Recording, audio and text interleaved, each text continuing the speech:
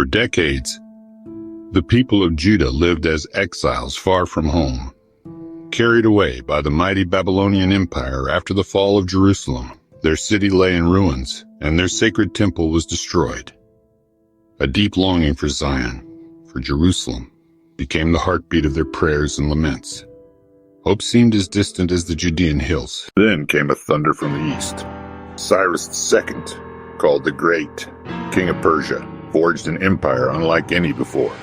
His armies swept across the ancient world, conquering mighty Babylon itself in 539 BCE. But Cyrus was more than a conqueror. His vision was different. An ancient clay record, the Cyrus cylinder, proclaimed his revolutionary policy. Cyrus believed in respecting the gods and the traditions of the peoples he ruled. Stability came not just through traditions of the peoples he ruled. Stability came not just through force, but through magnanimity and restoration. And then the unimaginable news reached the exiles. A royal decree, issued in the name of Cyrus, king of Persia.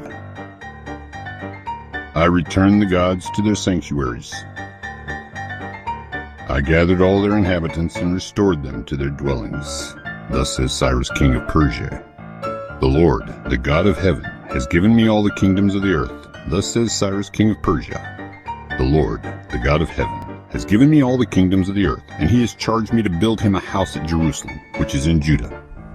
Whoever is among you of all his people, may his God be with him, and let him go up to Jerusalem and rebuild the house of the Lord, the God of Israel. He is the God who is in Jerusalem, and he has charged me to build him a house at Jerusalem, which is in Judah. Whoever is among you of all his people, may his God be with him, and let him go up to Jerusalem and rebuild the house of the Lord, the God of Israel.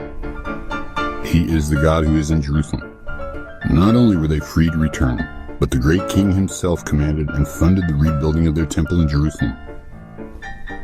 Tears streamed down faces, hands clasped in prayer, and joyful embraces marked the moment. The exiles could scarcely believe their freedom had come. It was an act of extraordinary religious tolerance and political wisdom, fulfilling prophecies whispered in exile. Thousands heeded the call. The journey back was long and difficult, the sight of their ruined city heart-wrenching, but hope was tangible. Led by figures like Sheshbazzar and later Zerubbabel, they began the sacred task. The first stones of the second temple were laid. A shofar blast echoed as priests laid the foundation stone, marking the sacred beginning of the second temple. Amidst tears of both sorrow for what was lost and overwhelming joy for what was beginning anew, Cyrus the Great's decree was unprecedented. He earned the unique title in the Hebrew Bible, Mashiach, God's anointed one, a profound honor for a Gentile king. Thus says the Lord to his anointed, to Cyrus, I will go before you, to open doors before him. Isaiah 45.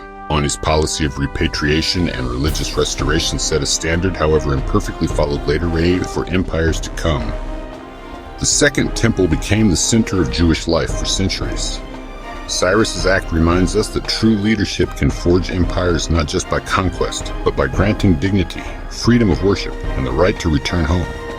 His legacy is one of surprising and enduring tolerance in the ancient world. The story of Cyrus and the exiles is a powerful testament to a pivotal moment where imperial decree met ancient faith, changing the course of history for the Jewish people and echoing through millennia as an early beacon of religious freedom.